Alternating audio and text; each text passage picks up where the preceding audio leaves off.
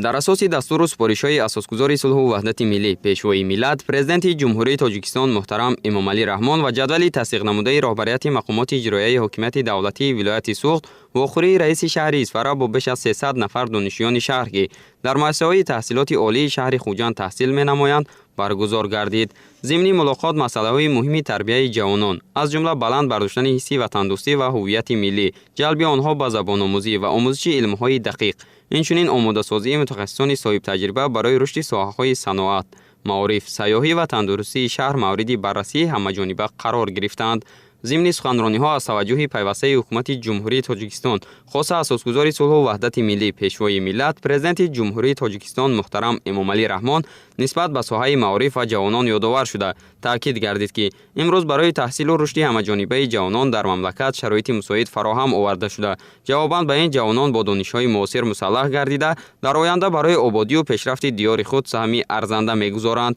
رئیس شهر اصفهان ابراز داشت که امروز شماره زیادی جوانان شهر در دانشگاه و دانشکده‌های کشور و خارج از آن به تحصیل فرا گرفته شده با دانش و ملکه‌های زمانوی برای آینده درخشان وطن آماده می‌گردند. از جوانان دعوت به عمل آورده شد که با استفاده از امکانیت‌های موجوده مخصوصاً در سمت آموزش تکنیکا و تکنولوژی‌های معاصر و زبان‌های خارجی سطح دانش خود را باز هم بلند بردارند، زیرا از خودکنی زبان‌های خارجی و علم‌های معاصر برای رقابت‌پذیر گردیدن جوانان در بازار مهنت و سهمگذاری آنها در رشد و پیشرفت کشور نقش کلیدی دارد. تاکید گردید که جوانان شهر باید همچون پیروان اصیل پیشوای ملت باعث بلند وطن‌دوستی، مسئولیت شناسی و خودشناسی ملی در رشد و پیشرفت ساحه‌های گوناگون اقتصادیات تاجیکستان عزیز سهمی ارزنده گذارند. ما جوانان دوران صاحب استقلال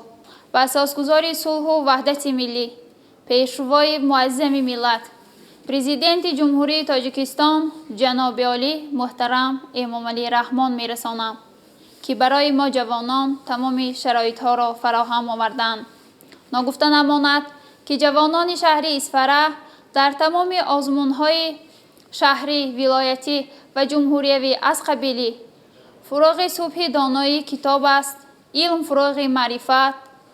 محفل آزمون شاهنامه خوانی اشتراک نمودند.